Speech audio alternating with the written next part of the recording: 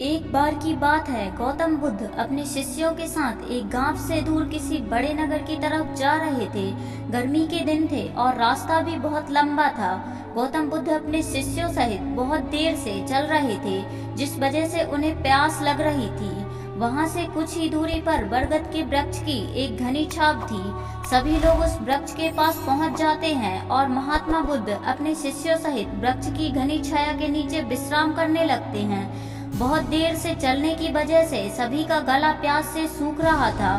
यह बात बुद्ध जानते थे। बुद्ध ने अपने एक शिष्य को कहा, आप इस बरगद की छाया से 20 कदम दूर जाकर बरगद की 2 बार परिक्रमा करके वापस आओ।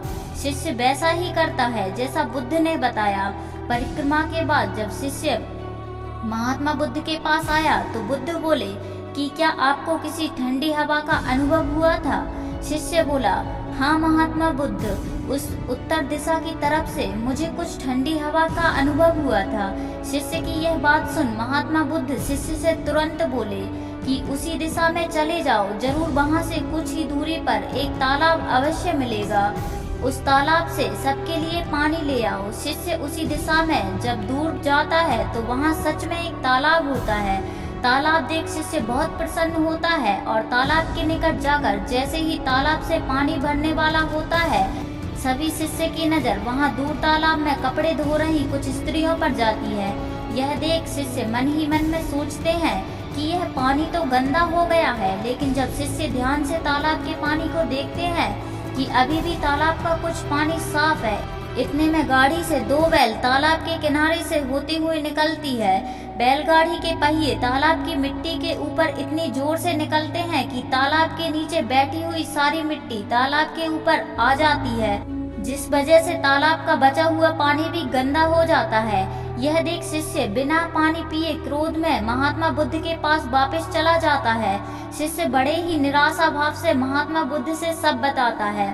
शिष्य की बातें सुन सभी शिष्य बोलते हैं कि हमें तुरंत यहाँ से निकलना चाहिए, किसी दूसरी जगह पानी की खोज करनी चाहिए, वरना प्यास के मारे मर जाएंगे। इधर महात्मा बुद्ध सभी को शांत होने के लिए कहते हैं और बोलते हैं कि धीरज रखो, कुछ देर यहीं बैठो, उचित समय आने तक संयम बनाए रखो। सभी महात्मा बुद्ध की बात सुनकर शांत हो जाते हैं और वहीं बैठ जाते हैं।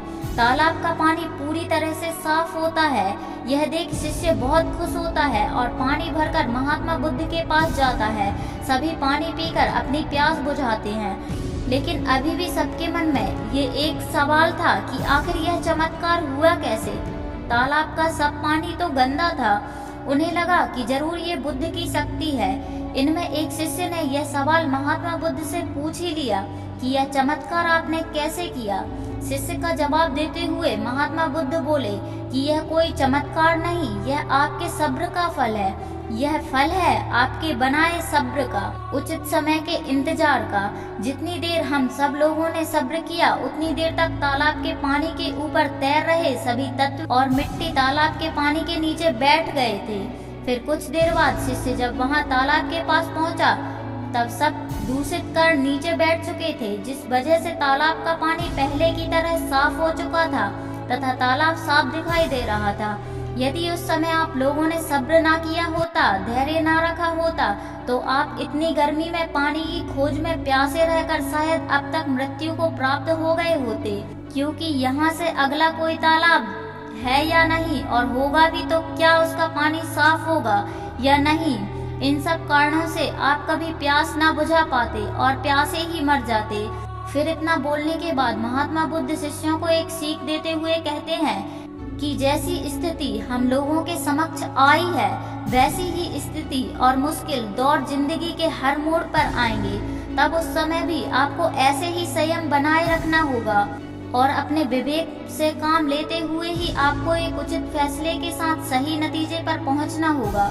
हर मुश्किल दौर में सब्र रखते हुए ऐसे ही शांत मन से ही कोई फैसला लेना चाहिए जिसका आपके और दूसरे के लिए अच्छा हो, क्योंकि ऐसी स्थितियों में लोग अक्सर गुस्से में आकर अपना सब्र खो बैठते हैं और गुस्से तथा जल्दबाजी में गलत काम और फैसला कर बैठते हैं, जिसका बुरा परिणाम उनको भविष्य में देखने को मिलता है। जिसमें खुद का नुकसान अधिक होता है, जहां हमें सब्र बनाए रखते हुए उचित समय का इंतजार करना होता है। लेकिन लोग अक्सर यहीं पर अपना सब्र खो देते हैं और उचित समय आने का इंतजार नहीं करते, जिस वजह से उनको आगे चलकर दुख और मुश्किलों का सामना करना पड़ता है। हमारे द्वारा लिया गया आज का फैसला हमारे आने वाले कल की खुशी और दुख को निश्चित करता है। हमें अपने जीवन में बहुत कुछ सीखने को मिलता है। हमें अपने जीवन की उन अनमोल बातों और ज्ञान का बोध होता है जो हमें हमारे जीवन में बहुत काम आती है। अक्सर इंसान जिंदगी में आने वाली परेशानियों के बारे में सुनकर बहुत परेशान हो जाता है, तो ऐसे में हमें ऐसी बहुत कुछ ज्ञानवर्धक वाली बातें सीखने को मिलती हैं जो जीवन की मुश्किलों का सामना करने की ताकत देती हैं। दोस्तों, हमारी ये कहानी आपको कैसी लगी कमेंट में जरूर बताएं।